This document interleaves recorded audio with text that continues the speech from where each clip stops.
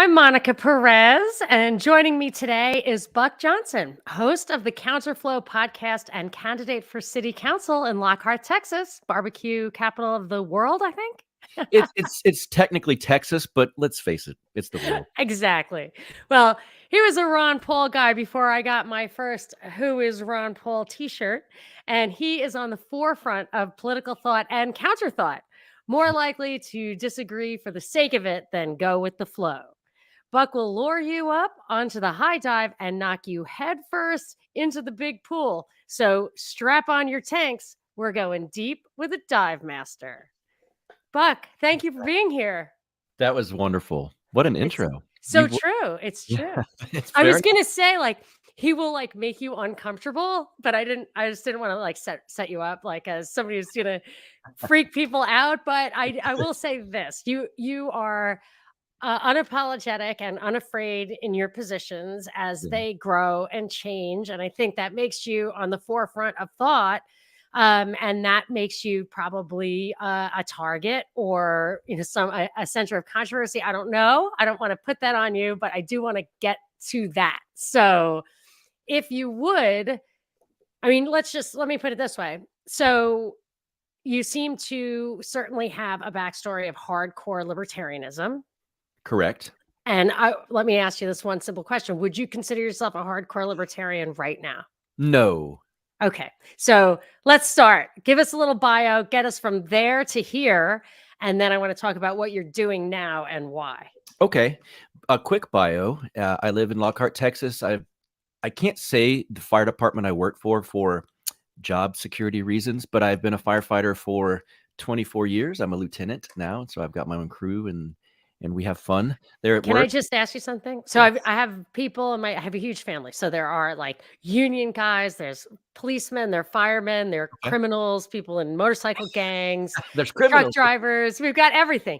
So, but from what I understand, the firefighters are the ones that get the really gory jobs. Is that correct? You see That's a lot correct. of Yes. underbelly and, damaged people and all that. Yes. You guys are there. Yes.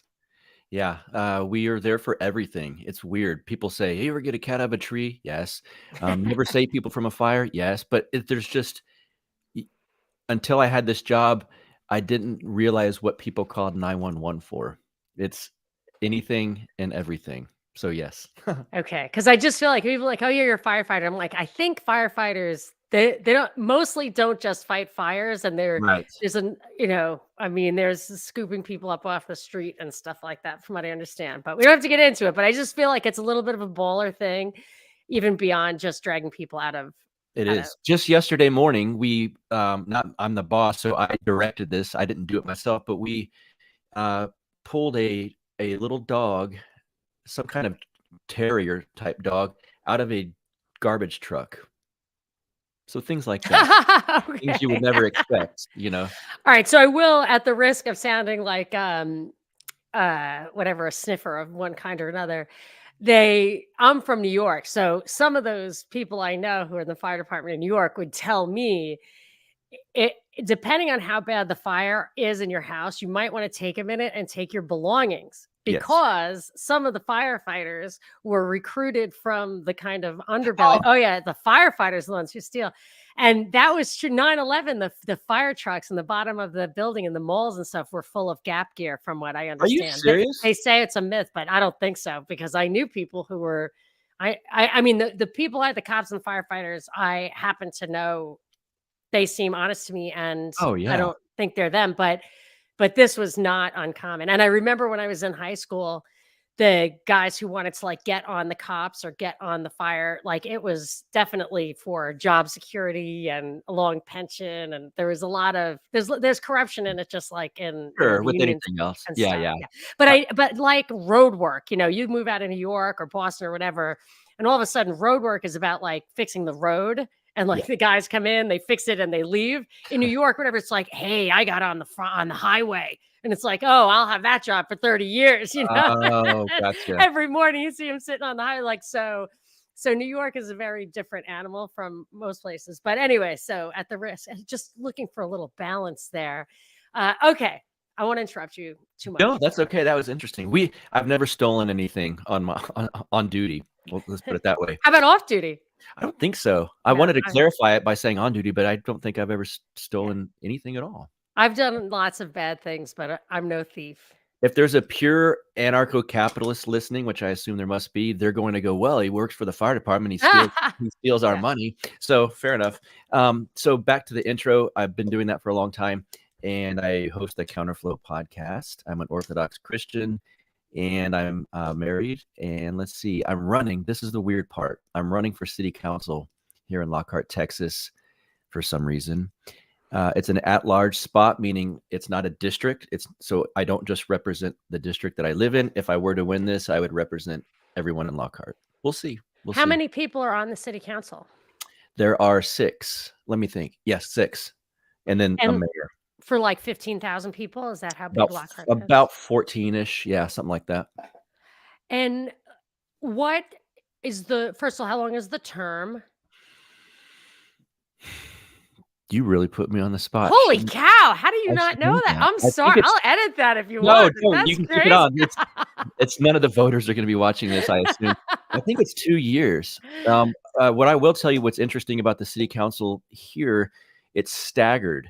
So the elections are staggered. So this year, I'm running for the at-large spot. That's 2 at-large spots are up for election, and 1 district is up 2 districts are up for election. Next year, the district I live in is up for, an election. There's an excuse me, up for the vote. It's going to be in the election. So if I were to lose this one, which is Okay, you'll have possible, another bite at the apple after next this. year I would actually, if I want to, face the lady that represents me currently. So it last Right. time she ran unopposed. So, oh, interesting. So how, how much power does a city council have? Like, what do they do? What would you It do? it's not a ton of power quote, but then there's a lot of tedious, kind of boring crap. I watch you can watch them live online, the city council meetings. You can go in person at this point too, but it's kind of, drab, boring. Where are we going to expand this sidewalk, the sewage Yeah, system do we in need this a part? stop sign here? Correct. And do you so you haven't done this yet, so you don't really know, but I remember when I lived in Atlanta, there was an intersection that worked very well, and all of a sudden, I mean, it was great, like, there was never any lines, there was a four-way stop sign. Then all of a sudden there was a light and a left turn signal, and to sit there, I mean, then all of a sudden my commute or whatever, driving my kids to school went from an absolute guaranteed 7 minutes to sometimes 5, sometimes 10. And it was annoying to me. And I pushed back on the guy who I had elected to this tiny little position.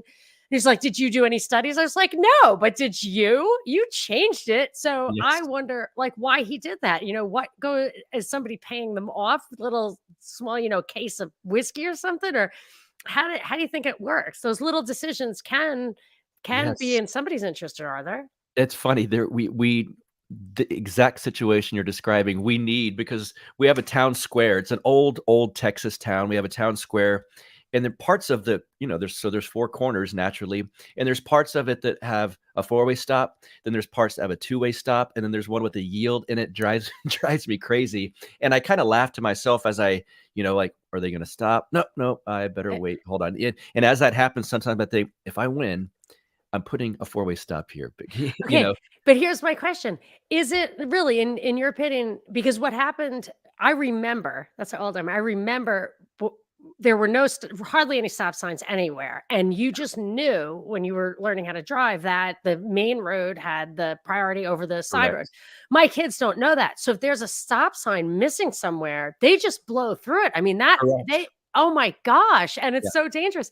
And I just wonder, literally, I want to take your example. Why not take all the signs out? Well, you got a point, Monica. Now I'm gonna have to think about this. I like Yeah, it. I and I'm mean, not saying I'm right. I just want to I want to start from the assumptions. yeah, and let people kind of, organically come about and understand how this works kind of thing.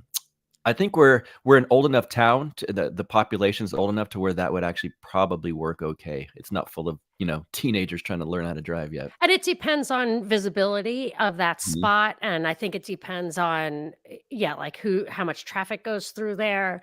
I think there's a lot to it. So I think, the reason I'm using that example, of course, is that you've made this transition from, I don't know if you were ever considered yourself an anarcho-capitalist, did Oh, you? for sure, yeah. Yeah, okay, right, Yeah, okay, yeah. so, and me too, and I'm so, like, it's really makes me uncomfortable that I have to second guess it now Mhm. because, I mean, I was so, I'm not gonna say convinced or committed or whatever, I mean, I really, it just, it seemed obvious to me. It seemed obvious to me, and I was turned on to it by my uncle who was a priest who loved Murray That's right. Rothbard, Yeah. from the beginning, like my father, who they're super Catholic and everything, and now all of a sudden I one of the reasons I kind of pulled back on doing a daily show is I wanted to, I was like, there's a code to crack. Like, this isn't the answer right now. There's an answer. And it's probably like Greek in origin. Somebody, Mhm. the Greeks probably figured it out. And I just have to, and then a priest who listens sent me a book about libertarianism in the church. And I was like, oh, don't tell me the church figured it out. Like,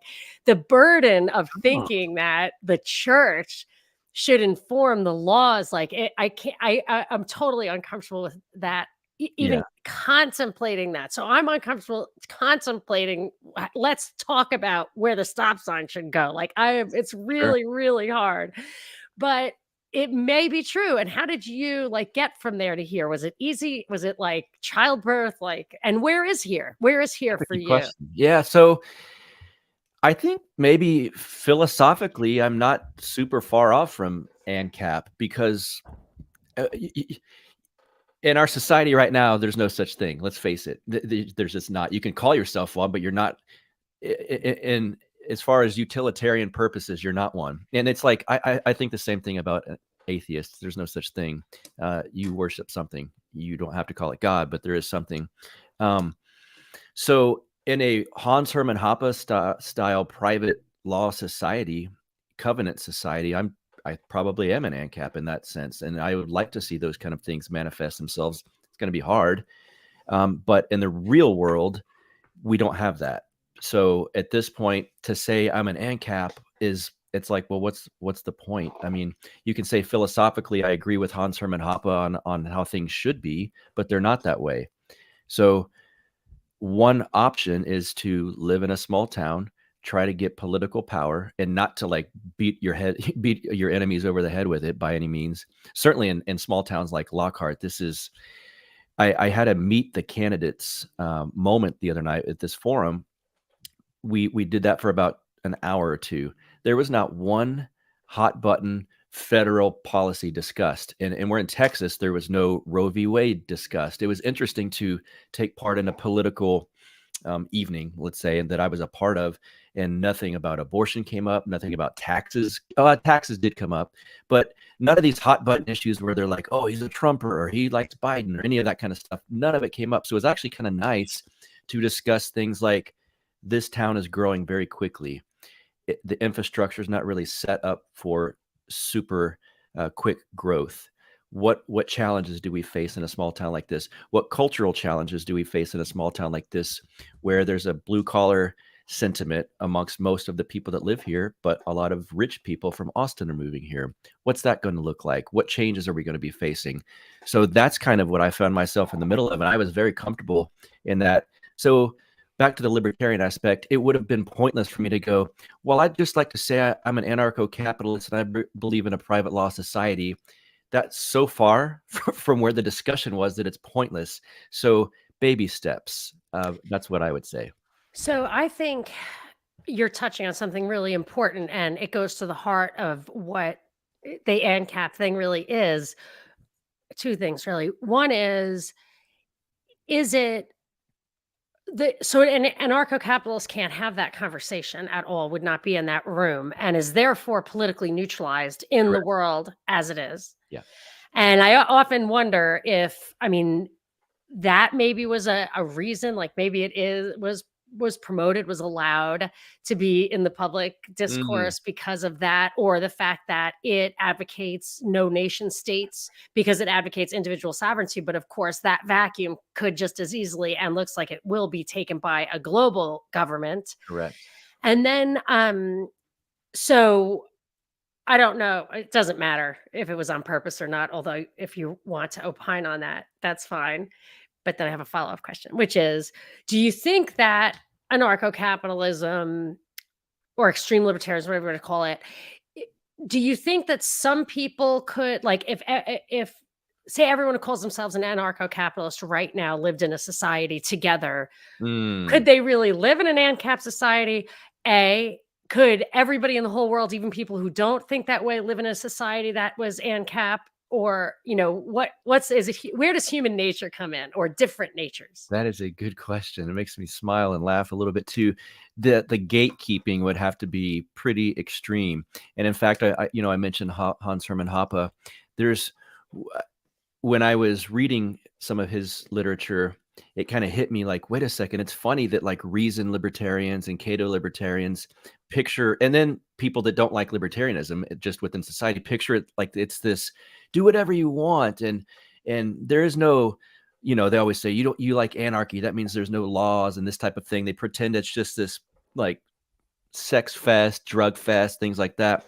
And I'm reading Hoppe and I'm thinking, this is more strict than a lot of libertarians are willing to want to live in. If you're talking about like a Hoppian style covenant community, it's pretty dang strict. It And would, but oh, sorry.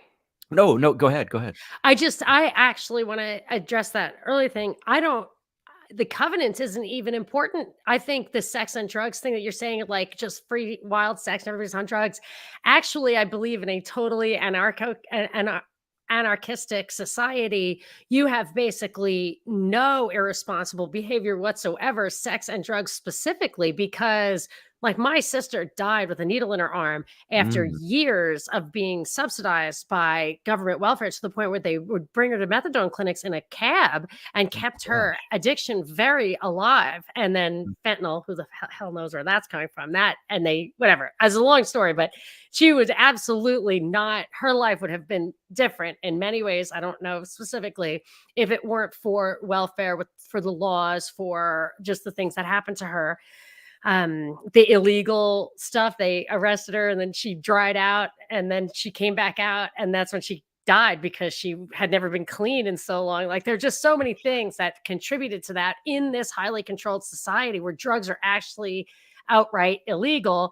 Yeah, And similarly, sex, like if you don't, I think if abortion weren't legal, it would, um if there were no laws either way about abortion, I think it would go down, because it was such a, like, it shocked the conscience. If you read, like, the proofs of a conspiracy, they're like, "This guy is so bad that we heard, like, he procured someone an abortion." And, so I gotcha. think culturally, uh, like, irresponsible sex would result in children that you had to take care of, Yeah, and those kids would be a burden on you if you didn't do a good job, and it's gonna be hard to do a good job if you don't have the right environment. So I actually think just pure strict consequences would quickly make a culture get in line. But maybe we're just too big now. Maybe we don't have yeah, those small towns, and that too I consider to be intentional or foreseeable, and the powers that be who set the stuff up, for even from the founding of our country, were mm, well aware that they were going to need a big apparatus of control, and that's how we switched from the Articles of Confederation to the yeah. Constitution. And so, yeah, I'd like you to pick up on that. Like, do you, so even the Hoppian thing, can people live like this? I do want to know more about that. And the Hoppian thing, tell me more about that. I would look at it as it's gonna have to be super small, and Lockhart's got 13,000 people. In reality, if you're talking strict anarcho-capitalist style, let's say, covenant communities, it's gonna have to be much smaller than 13,000 people. It's gonna have to be like like they say the states here, the United States rather than the United State of America. The states are like a checkerboard of democracy, even though I hate the term democracy, but that's what that was set up as supposedly. It would be like that times 1,000 or 10,000. They'd have to be, well, like Hans Hermann Hoppe says, 10,000 Liechtensteins. So places like that, you'd have to be, for me personally, if it were an Orthodox Christian community and there were, say, 100 of us or 200, I'd be completely happy with that. I think you absolutely nailed the number. They say it's, I was talking to Bellamy Fitzpatrick, the green anarchist who I love, and I don't know if he's around anymore publicly, but he said that there's been, I don't know if it's wisdom or studies or whatever, it's like 120, 150 people. It's like, and that's what most people send Christmas cards to. That's what I do. Like, that's You how many seen that Christmas. many? Yes, is that a lot? Maybe it's an My urban gosh. thing. You know what? And these people probably don't even, every once in a while, I'll not send any and see who sends me some. Yeah. And I still get some. So I feel like, oh my gosh, I have to send them. So it's just old relationships. But the idea is that's how many people you can really know. Yeah, And correct. you really can't know more than that. And it would be impersonal if you did. And then at that point, you can know each other. And that is what like corrects how they behave because you can keep up on them. You could have Yeah, a right. welfare system is just a pot of money, and if anyone Yeah, was ever caught taking it without authorization. But the thing about the religion, this is bothering me because like I said, I wanted to crack the code, and I was like, there has to be an answer to our problem. And I don't think it's fascism. I don't think it's communism. I don't even think it's like democracy, unadulterated democracy. And I'm I think that where I went wrong with anarcho-capitalism, where what I bought into, which I think is wrong, is well, I'm not even sure yet. So I think the idea, the very all or nothing idea about government being really screwed up right now, really untrustworthy, really corrupt. It's a weapon against you. It's a pathocracy, truly. And Hoppe will say this too, like that may be the inevitable outcome of any government. However, if you look at kings or you look at, whatever medieval Europe, where I look at the church in medieval Europe and people joined it voluntarily. Like I don't know, you look at the Inquisition and stuff. I don't know enough about the history to say, but there have been, it's probably the norm historically. Well, I'm not gonna go that far, but it's possible to conceive of and find examples of times where the king or the theocracy or whatever truly had its interests aligned with the people's, and Oh, yeah. when they're putting those stop signs in, they're not actually trying to make people crash so they can get the Right, money right. out of repairing windshields. They really don't want people to crash. Like, is that possible? Is that normal? Is it typical? Is it religious? Like, where is that? What does that say to you? That's interesting. For me, the lens I would view that through is that there needs to be some yeah, the old atheist me cringes even saying it a little bit, but it's true. There needs to be some type of moral, grounding, and certainly and I think that's where Christianity comes in. Now, an atheist is gonna say, I've got morals and, Murray Rothbard was an atheist, and so he would say the NAP itself, the non-aggression principle, is a foundational moral, uh, principle, let's say. So, I get that, but I certainly think the lack of morality in our current society is a direct reflection of the lack of Christianity as well. And so, again, the number things is you could have a quote unquote Christian society, and if it's 5 million people, you're still going to have all kinds of awful issues. It doesn't matter if it's privately run, publicly run. You're going to have all kinds of issues because of we're fallen humans. I mean, that's just how it is. So again, I think it has more to do with the number of people also, not more to do with it, but to do with the number, like you said, 100, 150. I hope I'm on the Christmas card list next year, by the way. Yeah, well, you gotta give it. First of all, I want to see your cool house. Like, I'm Oh, totally into the mid-century modern oh, it is thing. that. I Yes. really want to have. I want to make you a martini in your house, Oh my and I'll gosh. bring my own like vintage, the tiny little martini Yep. glasses, and I just have a vision of that. So yes, if we make that happen, you'll be on my Christmas list forever. I will never forget you. Deal. So yes, but I think that that small number is important, not just because I mean, I feel like the parish of my church is much bigger than 150 people, but because we all gravitated towards that because the super based priest did not shut Nice. down Yeah, for same as mine. and Yeah, everybody's there now. Like it's full to the rafters, which just shows you the whole idea that like we liberalize the church to get more people there. Liberalizing the church gets less people there. I agree. But they're a community absolutely racially diverse, like Catholicism. I mean, it's just everybody. There's Filipinos, there's Haitians, there's just absolutely all kinds of people, and there mixed marriages. There's absolutely no racial animus whatsoever. In Mhm. my experience as an adult in Catholic Church, where I'm aware of that stuff, it's all about values. It's all being on the same page values wise, having the same goals. And in this case, like I feel like it's karate, like you hit through the board. It's like not about this earth, it's about the next world. So there's just nothing here that's going to derail these people from that goal. It's really great. I love it. I'm actually not very active in it, but I really can trust those people and I can Yeah, predict what they're going to do. I can count on it. And if somebody's off, everybody knows it. And you love them, but you're cautious. You don't yeah, let them take over. Um, and so I think values are a big part of that. But I would ask you two things. One is my mother lives next door to Muslims, okay. and they really care about old people, and she lives alone, and she won't I want her to move in with me. She has 8 children. Well, she used to have 8 children, now she has she used to have 9, now she has 7. But,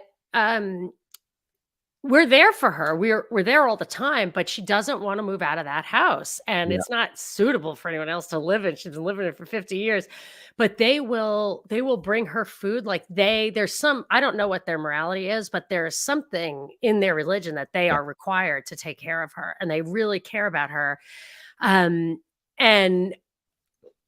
the moral makeup of that family, they're very strict about their dress codes and everything, and what's wrong with that as a moral foundation for a society? nothing. Yeah, I agree, and I as you were saying that, I thought to myself, yeah, it's not, my version of it's Christianity, but it doesn't have to be that way to be moral by any means. And I think the more, in fact, if you look at like traditional type of that you could call them conservative religions, certainly Muslims are part of that.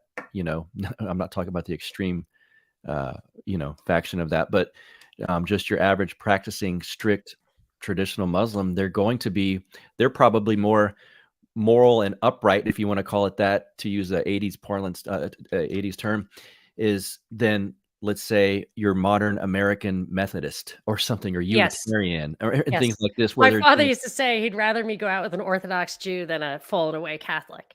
yeah, Like, just that one person is living by their morality. And, so I would also say that, if you are in such a small community and there aren't restrictions about immigration, which we can talk about that, but it's a voluntary association, especially if it's something you're born into. Like if you are born into it, you have the choice to accept this society as it is or move to a different one. I respect that. I mean, I guess there are problems with that I could think about, but I'm okay with that. I don't think you should have to abandon your homestead, but I would say the one who that if you're the one who wants to make the cultural change, maybe you are the one who should move. Whereas when a cultural change comes to you and they say, well, just move if you don't like it. It's like, well, this is my homestead. And I was raised here. My parents raised me, my kids. yeah, I've moved a lot. I'm not speaking from personal, but so I think the voluntary association there makes that the fact that if it were actually not just morally, but religiously informed, wouldn't be the end of the world. And what I think one thing people get wrong about the church and state thing is when I mean, I cannot believe that we're having this open conversation because it makes me like really it's still freaked. weird. Yeah, And this is the first time I've ever like articulated this. I'm only like a third of the way into this book, and it's bumming me out because I don't want to know. yeah, I yeah, yeah, don't yeah, want it's like scales coming up. I was just like, these are scales falling. I'm like, is it an intellectual process? Like when I was like, is socialism bad? And then in the end, I was like, yes. yeah, Now I'm just like, is it? I don't want to. What's behind that door? I don't want to know. But so the voluntary element of it is important. But what people don't understand about church and state is that the way that churches have informed the state in the past doesn't actually, the way the Catholics, this book I'm reading, it's they don't persecute minority religions. Minority religions are not allowed to proselytize, but they Mhm, are welcome to uh engage in their religion. It's mhm. just that the laws are informed by the morality. So abortion would be illegal. And there are places like that, Brazil, Ireland, like abortion would be illegal because it's considered by, or Philippines, it's just considered to be immoral. And like the Muslim countries, that they said the first thing that the Americans did when they invaded Iraq was like blast porn.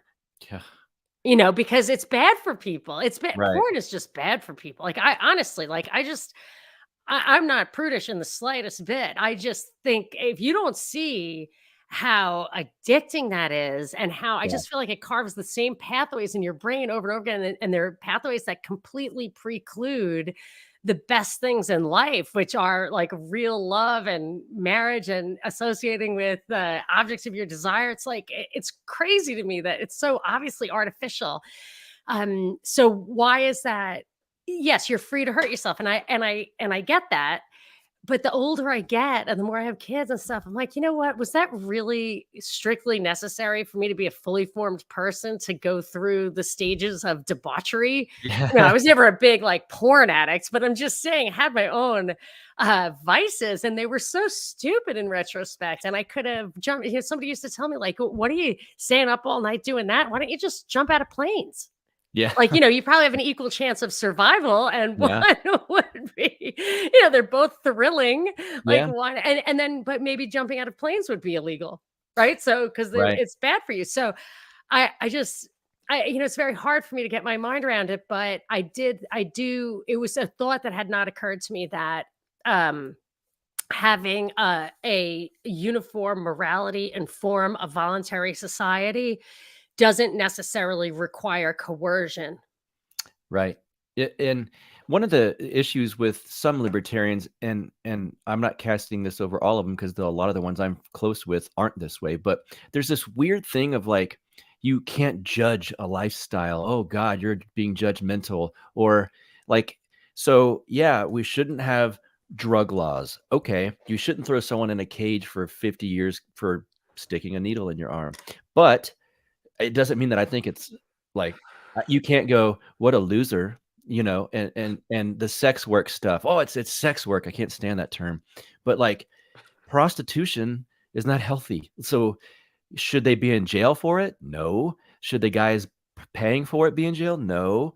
But to act like, well, you should be able to do whatever you want. It's like, well, okay, you shouldn't go to jail for certain things, but you should be at least banished from certain if it were my covenant community, I certainly wouldn't have prostitution on each corner. It looks terrible. It's unhealthy. It corrupts a society. It corrupts a culture. So to not want someone to go to jail for an action does not mean you also can't go, that's a bad thing to do and you shouldn't do it. Well, this is a thing that's definitely a part of our society right now. It's either banned or it's promoted. Yeah. It's mandated. That's why, like, the whole legalizing pot and stuff, I'm like, look, just don't tax and regulate it. Like, everyone's like, you got to make it legal so you can tax and regulate it. It's like, the only things I don't want you to do is tax it, because then the Right. government wants you to do it, and regulate it because then all of a sudden it's full of chemicals. Yeah. Only the very top can Correct. get it. You absolutely will not, but they will literally come out and grab it out of your backyard instead of turning a blind eye because you're taking money out of the corporate coffers. Yeah. Like the worst thing you can do. So you could even have ostricism like they do with Yes. drunk driving. They Right. could just, just publish it. And that doesn't require government. So I think maybe where I might come out is that if you what you could be have the libertarian viewpoint, which is keep land, like keep land safe for voluntary communities that have an agreed upon moral code. Yeah. And if your borders are open, you could have exile and immigration, and I don't know. I'm thinking on the fly here, but No, I agree. I'm You can have worried this about, if you there's know, 10,000 Liechtensteins, mine doesn't have to have prostitution. So in mine, that's against the rules, and the one a few miles away, they can if they wanna do that, they can't come into mine. There's gonna be closed borders. So you can do this privately, right? In private law societies, and that's what Hoppe spoke about. But I just think it's interesting. There's obviously a lot of libertarians that can't stand Hans Hermann Hoppe, and they'll cherry pick lines from certain books. "Oh, I can't believe he said this. This means he's this." But the real reason to me that they don't like him, the ones that don't, is because they know in his version of libertarianism, a lot of their behaviors wouldn't be allowed, interestingly Yeah, enough. because he's thinking about what a good society would look like. Yes. And yeah, I guess the idea of doing things privately, that's another way to handle it. It's like, yes, you don't have prostitutes soliciting openly on the corners. It's like YouTube. Like my kids, YouTube's very hard to screen. And if you oh, there are comments, I'm afraid. um so YouTube introduces to my kids things that they would absolutely never otherwise see, whether they were legal or illegal. But they won't allow you. Isn't that crazy? I know, it's really shocking, and Yeah. they promote, and they won't let me go in and set a censor like a 14-year-old, a bar for Yeah. like TV 14. They won't allow that. And I've seen companies. I've really done a lot of investigation on this. Like there's some like media kids thing, volunteer organization where they try to get, and they said YouTube won't allow it. They will set up barriers to have those kind of screens on there. And then they feed my kids the cartoons that they like in porn. So there's My Little Pony porn. What? Yes. Oh, It's so disturbing. And I'm saying, like, it's if you want to use that privately, that's okay. But when you make it like, what is it that makes the, you know, so it's soft. It's a not soft porn, but it's a soft approach to, again, it's that your laws, your culture, whatever, is informed by a consistent morality whereby, because we, even libertarians, they don't leave their doors open at night for their kids, to little toddlers, to wander out. right. Yeah. You know, so there's that, and we can just talk about kids specifically. Like you have your kids in a community, and my kids are being hurt by people who hate them, and those people are using the libertarian attitude, which I still have, I'm not saying they should censor, but they're exploiting it because they hate us and they Yeah. want my children to not function. Yeah. And it's dehumanizing my children. Yeah. It's kind of, that's the blind spot in libertarianism, is that you can't have it in a society where your enemy will take advantage of it to hurt you. That's the blind spot. So in a small covenant community, you can have it because you set the rules or someone sets the rules, et cetera. You can't have it in the United States of America as is right now. You just can't, because the weak spot is, well, you believe in non-aggression. Well, then I'm going to inch Yes. closer and closer and closer and push my stuff onto you and exploit your blind spots. The enemy knows you have blind spots. And so everything in society right now, everything that's weak and the opposite of beauty is promoted as good and healthy, like this fat models and stuff like that, and men that look like women as on the front of different magazines. And it's like, that's ugly. And they know that's ugly, but hey, can't judge anyone, right? What are you, some kind of fat phobic? And so that takes a blind spot that people of well, everyone can do what they want. And it's like, but then it leads to only the weak people getting promoted, and ugliness and beauty's gone. Like there's beauty and strength, and you can't, that's all looked down upon now because you're judgmental. Oh, you can't look at that person and think that. How do you know what their lived experience, their truth, all of this crap that postmodernists use? But unless you have a strict, closed society, then that can be libertarian. You can't just have libertarianism in the culture as at large right now. So I'll say two things about that, and then I want to read some of these comments, which I don't normally do before the hour is up, but think they're good.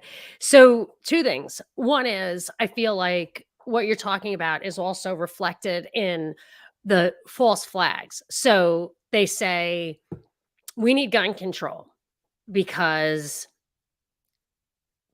innocent people are getting shot en masse at schools. Yep. And I would say, I'm sorry if there are real ones, copycat ones, agents provocateur, and people die, people get hurt. Just because it's false flag does not mean that nobody's getting hurt. And it really, this is so upsetting to me, but they do it to demonstrate something, a loophole that isn't real, and it's not really a problem, which is why the fundamental laws of religion and government that have evolved over thousands of years and culminating in the American experiment did not reflect that stuff, because it's not true. They reflected pirates, they Yeah, reflect right. Osama bin Laden. Yeah. They do that, and he is a creation, but he's a creation of something that was anticipated. And actually, all this stuff is anticipated because universal gun ownership takes care of all of that anyway. So it is the laws that lead to this stuff. But I think I just want to point out that these false flags they look for weaknesses that are there because there aren't real vulnerabilities. And then they say, well, we have to close that hole in this way and we can't have freedom anymore because of that. So it Yeah. does make you vulnerable to Yeah. that. But I would say that in the small society, not only do you have closed borders and the rules that you've decided upon. See, again, I'm like, in a small group, you would not actually need rules. And I say this about religion generally. There is no taxation enforcement mechanism or behavior enforcement mechanism in religions. And yet more than half the world's population claim that they belong to like the three biggest religions. Mhm. It's like almost every there's like 1 billion people in several different religions. And what do? They charity is a fundamental tenet, and Yep. self-control, fundamental Yep. tenets. I mean, that's anarchism. So it matters. But what Bellamy was saying is like, if Bill Gates is the 150 people there, Bill Gates, this annoying, obnoxious nerd, comes in, and says there are too many people here. We need to feed everybody spermicidal corn. You'd laugh, shut the door in his face, you kick his ass like that Gates punk, and Yep. eventually if he didn't stop, you'd be like, look, we feel sorry for you because you're a loser, but now you got to go because you won't Helicopter stop. tours. Yeah. Yes. So, okay, I want to do, John Jasper says, morals are easy. Do unto others. It's just common sense. Even animals seem to understand this within their family or herd groupings. Even politicians recognize the basics because they always promise to reduce government infringement of basic rights if they get elected. And I would add, John, that they always couch everything they're doing in those two things, in Yep. self-defense or in charity. Yeah. And safety and freedom. They don't say liberty much anymore, but they do say freedom, even when it's not, at this point where it's an inversion. So when you hear freedom, kinda kinda run when it's a politician saying it. Yes, freedom a lot of times is what they say about war. We Yeah. have to invade this other country because Yeah. freedom. It's Yeah, like and to your they're point, really fighting for your freedom. really quick, you made a point earlier about in Iraq, they showed porn or something like that when we invaded. A thing that I hope more BoomerCon red state folks, I think they're coming to understand this, the older generation like my parents, but this stuff when you hate the federal government and you say, look at this stuff they're promoting, drag queen story hour and this just degenerate society and the trans movement, all of this stuff, you realize, I hope now, that when we go overseas to invade other countries and fight wars, we promote that same thing there. Not we're not part of this, but we collectively, as far as the government goes, we promote that stuff there too. So quit giving your undying support to the military industrial complex. Oh, that's a great point. And I don't, when I first moved to Texas, I was just amazed. I did not, because I was raised by a libertarian who I guess I would now kind of call a traditional Catholic. Traditional conservative, like we've talked about before, William F. Buckley, right? And Mhm. and I So was it's going to named ask her. after, unfortunately. I know. It sounds like you're kind of back to Buckley, except for without the CIA. Yeah, I was gonna say, except for all the crap, yeah. He hated Rothbard, they hated each other, so I'll take the Yeah. Rothbard side of that equation. Okay. So I was raised by these traditional conservatives, and um shoot, now I forgot what I was going to say because it was the Buckley thing.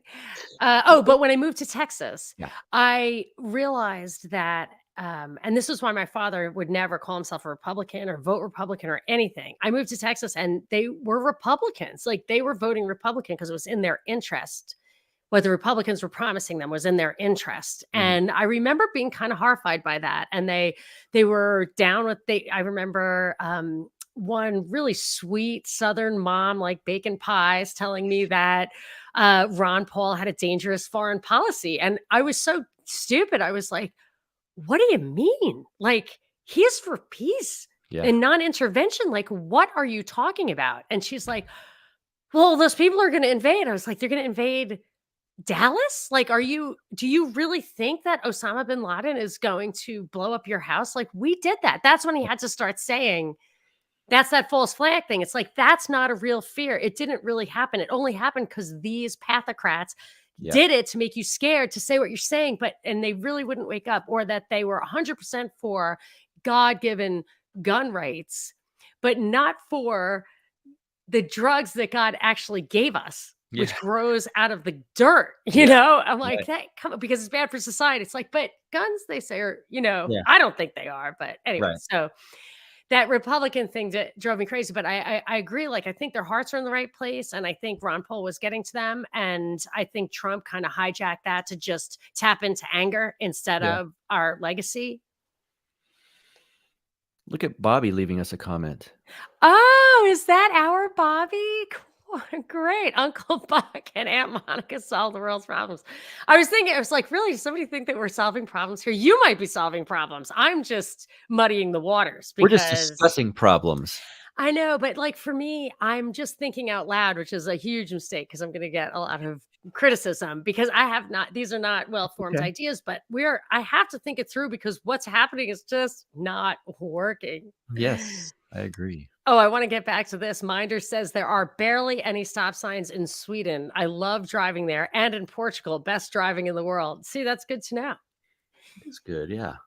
Anthony Raimondo, who I think you He's might know, I do. He's awesome. he's checking in. Yes, actually, Anthony, I'm glad you're here because I have a two-parter with him that I haven't released yet because I wanted to. I have to take some time off to visit my daughter who's living abroad, and I'm saving it so I can take a whole week off. So thank you for your sacrifice, Anthony. Hmm. Um, Dave says, vote for Buck. What's up, Dave? Yeah, vote Uh, for me. All of you people, they allow mail-in ballots, right? That's the thing. That's what happened over 2020. Mail some in through to Lockhart. Oh, yeah. Let's get just Let's cases do and it. cases of ballots. How many votes do you think you actually need? I'm gonna need, let's see. Well, it's the thing is the unfortunate thing for me, probably. I don't know, maybe it's fortunate. This is a huge election year, right? It's where Governor Abbott's being I assume reelected, but it's the big, the midterms. Ooh, so next year when my district's up, probably no one's gonna vote. But so this year, I don't know. Last time they won, these two people, it was around like they each got around 800 to 1200, something like that. I mean, Uh, that's not nothing. Our a gal I love in Atlanta, Catherine Bernard. I mean, her story was that she was, I guess, a delegate or an elector or whatever at the Republican convention, so a delegate, and her vote was for Ron Paul, and they wanted her to switch it to whoever it was at the time, maybe Mitt Romney or something, and she wouldn't, and they said, "We will get you whatever you," I feel like it was like the devil on the mountain with it is. Jesus and just It saying is. like, "We Same will old trick. yeah, we will give you this district. You can have this, and if you go with us, and if you don't, you will never get elected to anything." And I think she's been plugging along at that for at least 12 years and she has never gotten anything, but she's running again. But it's like 800. She needs 800 votes and she's so good. Oh my gosh, she's so good. So it's not to take for granted. And um so you want to solve problems, or what would be your position? And then I want to ask you some big picture stuff. Okay. My main position is with this city, this town is growing. It is what it is. It happened over 2020, over 2021, and it's still continuing to happen. You know this, for the first time in the history of the country, the migration went opposite. It went from big cities to small towns. That's never happened since the Industrial Revolution. It's always been, well, we got to move to the big city to go to the grocery store, go to work, get jobs, etc. Now it's the opposite. The unfortunate part of that is that some of the people that leave towns like Austin and come here bring their politics with them without realizing, hey, why don't I like Austin? Sure is a shithole, if to use Yeah. a Trumpian term. Um, and so I'm trying to guard the community that we have here against that sort of infiltration politically. The people, I'm not trying to kick people out How are you going to do that? well, by votes on city council. If we will experience in this country lockdowns of some sort again. Um, if I have any say, we won't experience that in Lockhart. We won't experience any type of medical mandates. We won't experience any type of mask mandates. Basically, any of the things that we've seen horrifically happen to the entire country over the last few years, any little piece of power that I have, I will fight against that stuff. So I feel like a big part of that, and it's possible probably with that crowd coming out of Austin, is education. I Yes. would think, and I don't mean formal education. I mean like block parties. I mean like having 4th of July at City Hall Mm-hmm. that is run, that the people in Lockhart who care, like you could say, I need 15 volunteers. We're going to do this, and we got everybody here, and we're going to show them what community is like. But that doesn't have that, we don't strong arm each other, and we get to Mm-hmm. know each other. Mm-hmm. And as long as you have the numbers and you're the ones with the center of gravity, you might be able to bring them along. I have to say, I've mentioned this before, but it was really prescient of me. Like a few things that I noticed at the beginning of the whole lockdown thing. I moved to LA around that time. And as soon as I got here, I mean, everybody was leaving, but the way they were promising raising taxes, they were closing the not only the bars and the churches, but the thing that got people to move, and I understood it by the end because I had like 4 different health problems. They Jim. closed the gyms. Yeah. Yeah. And people were gone. And I said, they are trying to get people out of this city. And I can't tell why. I said, what I think is they have a surplus of Democrats and they want to push them into the small towns. Mm. So if they have 1 million Democrats, they can afford to lose them in LA. But if 1 million people go to Austin, then it's blue all of a sudden, because I saw it happen in Atlanta. Sure. Yeah. So That while makes sense. I was there, when I first got there, it's like, if Atlanta goes purple, all is or not Atlanta, but Georgia. If Georgia goes purple, all is lost. And by the end, it was Mhm. absolutely I couldn't believe it. I could not believe it. But I noticed it about that and other things. They want to make smart cities. I think they probably need the population a little bit lower for that. But I felt that. And then when I saw it actually result in that, predicting the outcome is a little bit of a validation of the hypothesis. I think Yeah. they did it on purpose. Um, so I get, Austin to Lockhart just doesn't seem that bad to me, although Austin did have that real liberal bent. And of course, Oh that's god. why Yeah. they were welcoming the LA types. And then when you drive Yeah. through Austin, it looked like it was pillaged the Yep. last time I saw it. I don't know if it's still Yep. like that. It was shocking. So Yep. we were going to move to Austin. Now I want to move to Dripping Springs. Yes. And I asked Bobby if I should move to Lockhart instead. And he thinks I might be happier in Dripping Springs. But I Hmm. want a view. Not if I win. Sorry, where I need a room with a view. That's all. Oh, fair enough. Yeah, yeah. Dripping Springs is gorgeous. Yes. And then the other thing was it would look like it was pillaged. So that was Yeah. one thing. And There's I Beto can't O'Rourke signs everywhere in Austin. Oh, I know what it was. Oh my gosh. You would drive down the street and it was heartbreaking. And this is one of those things where for decades, if not a century or more, there like no zoning or whatever was just fine. There were these cute little houses, one after the other, Oh, yeah. sometimes in bright colors, blah, blah, blah. Yeah. And then like every fifth house, you're just like LA douchebag, Yeah. LA douchebag, LA Yes. douchebag. So it's literally like a house, a rectangle the size of the Yeah. lot, Yes, you're right. straight up Yep. with, modern windows and stuff, and Yeah. like, a star, a rusty star, on the Yes. door or something. It's Yep. like, oh no, I totally get Austin. And it's just like, Yep. I can't. And Yes. I'm a Yankee. Like Yes. I respect, I am not a part of that culture. Although when I moved to Texas, I have Longhorns hanging on my, like I was over the top. Like everything was just a hide. So you're There walking was around in chaps. Yeah, exactly. But I mean, you would if you went to any kind of off the beaten path place, they would have hides. It was like Yeah, free. I mean, my yeah, Longhorns were $20. Like they were just here, have them. They'd yes. fall off. Like take them. There's a ton of them. So it was different and I loved it. And I always wanted to get back there, but I'm really worried about Austin. I guess maybe we give up on Austin and hope for Lockhart, but I don't think you're supposed to run. Like you got somebody's got to hold the line. Yeah, I mean, I don't think, to be quite honest, it's to win this particular current election is going to be super tough. The two people I'm against, it's three of us for two seats. They're both incumbents, and they were both born here, so they've been here for Oh, generations. One's a white guy who owned until he just retired, but he owned the local pharmacy in the square. So he's a shoo-in, it feels like, right? yeah. Then there's the Hispanic lady who's clearly the Democrat, so sweet, very well spoken. I think she's got the Hispanic vote. That's what I fear, right? So Yeah. we'll see. And Yeah. Because you were the Austin I'm this exile. yeah, correct. And so I did use that to my advantage, because a question came up, how do you keep the community as it is while accepting new change, et cetera, et cetera? Ah, I And I see. Yeah. said, well, I'm an example of exactly that. I do want this community to stay as it is, and I am new change because I moved here from a town that everyone's getting tired of just Yeah. 30 minutes up the road. So we have to understand why this is a great community, why we love living here, and why we wanted to move here, and why we wanted to leave there. So Yeah. Do you have opinions on the mood like nationally and the midterms and what's driving the conversation? Because I frankly cannot, I've never really been able to follow politics. I know that sounds insane, but I can't stand them because I just assume they all seem to be lying to me. So I feel like everybody's lying and I don't want to worry about who's lying, but I feel like the whole MAGA thing is like a new tea party. Like, are you a MAGA person?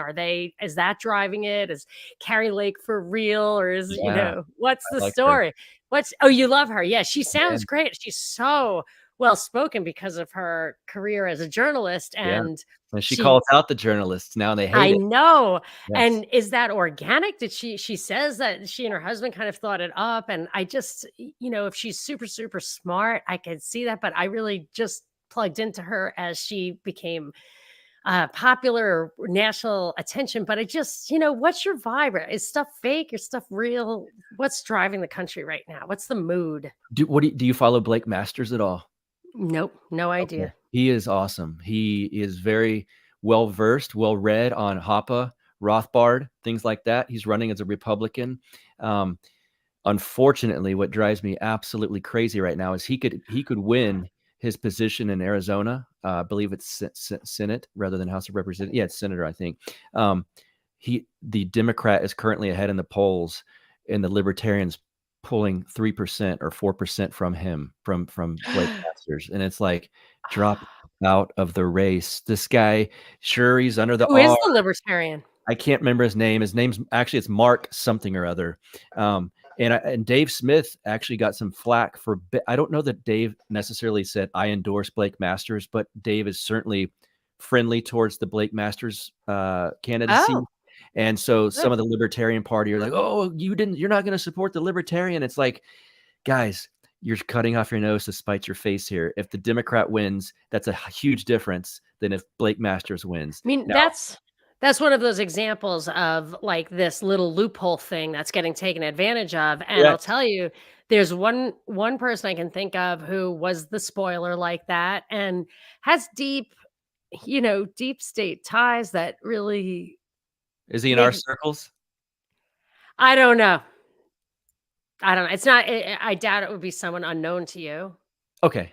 I have a feeling I know who you're talking about. I just And there's like some of these there's an anti-vax doctor who's like that too. And I'm like, uh, you know, I'm waiting for the other shoe to drop. In this case, so that kind of thing makes me think that it's like my listenership. As soon as I get to a certain threshold, I get trolls. And yeah. when I don't, I don't. Mhm. So as soon as I'm like, oh, am I all of a sudden reaching like that one extra person who Yeah. thinks I'm a Russian shill or Do you hear that sometime? I only did like I had really peaked. Maybe it was after I was at Freedom Fest and I hosted a second stage. I had a second stage because of COVID, and my listenership just really spiked. And I felt like it was more likely that I triggered something. Mhm. Because of my years in radio, if I said something like the Boston Marathon bombing was something where I would get definite, like, feds trolling Really? me. Okay. Yes, is a story for another day, but yeah, I definitely saw how it worked. It was like a critical mass moment, and then it was like, "Shut up." Interesting. Okay. Yeah, "Shut up." And I really haven't had that much reach since then, and it rarely happens, but I look at it and I think, "Okay, so now I wonder." They put in a perhaps let's just say there's a deep state operation afoot. They put in a libertarian candidate that has both a floor and a ceiling. Yep. So it's not going to have a ceiling enough to like really move the dial. That's why it always comes in at 2 or Yep. 3 or 4%, just the exact margin. And then of course the left and the right are so close now. The Yep. Democrats and the Republicans usually are so close now that that little sliver can make the difference. But I feel like it's quite possible. I wouldn't put it past them that if it weren't happening organically to be just right in that sweet spot as a spoiler, they would come in and push it down. Because that's another thing. I don't believe in the voting. Yeah. That's So and the thing about Blake Masters is, as far as I can tell, I could be fooled, who knows? But he seems to be the real deal and an actual good, really, really good Republican. And so, my example is mentioning that Dave was at least somewhat supportive of his candidacy. So someone as purely libertarian as Dave Smith also recognizes that Blake Masters is seems to be the real deal. Much like, why would you run a libertarian against Thomas Massey, right? Or Rand, or right. or they better not do it against DeSantis. So, in fact, I think they are. I mean, this guy, DeSantis is a deep state, though. I don't care because I'd rather it's have a just deep state DeSantis than a deep yeah, state Biden. correct. The guy Yeah. that DeSantis beat by what 13,000 votes turned out to be a homosexual crackhead. So, and who would have certainly locked down Florida. We could at least say that. So See, even that matters to me. The homosexual crackhead. I mean, yeah, I think he's just we not going to be in my covenant we've community. survived that before. uh, Um, Sorry, yeah, go ahead. yeah. So I just no, but I think I mean I Ron Paul was our greatest hope, I think. Yeah. And I'm not saying that he wasn't there to derail, to pull people out of the Republican Party, whether I'm not saying he would intentionally do that, but maybe they allowed him to get beyond a certain size because it would create a schism in the Republican. But that's why I worry about that Cardinal Vigano or Archbishop Uh, Vigano because he says everything right, but like if you're there to create a schism, you know, so that the other side is then unopposed, then that's in itself a problem. But um once Trump hijacked the momentum of the libertarian, the yeah. Ron Paul was, he won Iowa. Yeah. And like that was it. They were like, this has got to stop. Uh, I just don't feel like this is what I had been worried about. Am I going over your time? No, we're good. Okay. I so we're not I think what they were worried about is well, let me put it this way. I worry that okay, yes, this is what they were worried about. They couldn't break the connection. So when I got on the radio, I was amazed. I had a radio station, a radio show on terrestrial radio in Atlanta, and I was amazed at how many people would call me and say, like, I don't understand why the Republicans who are on this show, this radio station, don't say the things you're saying. You're the only one who like Mhm. harkens back to the founding principles of this country. And I was already an anarcho-capitalist by then. And the compromise I made with the station was like, I can defend the Bill of Rights. They didn't need me to compromise at all, but I said, I don't know how I'm going to talk to these people. And they said, well, think about it. And I did. And I said, well, I agree in the Bill of Rights as restraints against the government, so I will defend that. And I put everything in that context from then on. And I was amazed at how well-versed people were in the principles I was raised on, which I thought were a minority of 1%. Mhm. And I realized that that legacy. So I was talking to Greener Postures last night, and Lanny does fermented foods and all of that. And I was like, wow, there's a legacy of homesteading, of motherhood, even of parenting that is being excised from the whole society by separating parents and all that. There was a legacy of this American experiment and in our foundational consciousness, whatever universal consciousness, that they really could not break. Right. And Ron Paul was awakening that, and I Mhm. feel like they absolutely had to hijack that, and they did it with Trump, with him being just angry, and I don't blame him. Like, he was tapping into their anger instead Right. of their intellect. And Yes. and I, so I feel like that they big T they, whether it's Republicans or I don't know who, Charles Koch, I really don't know who, actually did sever that connection with the past. And I feel like it's going to have to reemerge from a totally different source now. And that just sets it way, way, way back. So now I'm like, you know what? Give me the Ron Paul. Well, I would love to have Ron Paul, but like, if I have to have the DeSantis guy or even Trump, like, even have Trump over Biden, yes, I would have that. I would rather have somebody who's going to even just pay lip service to some kind of, I can't think of too many things that Trump did that I really He was thought at was least lasting. rhetorically anti-intervention, I would say. Yeah, and he He stood in, I think it was South Carolina, and saying the war in Iraq was a mistake and a disaster, and looked at Jeb and kind of blamed his brother for being a screw up. And it's like, fair enough. that kind of rhetoric does come easy, but I think he did probably deregulate a bit. Like, He that did. was Yeah. probably good.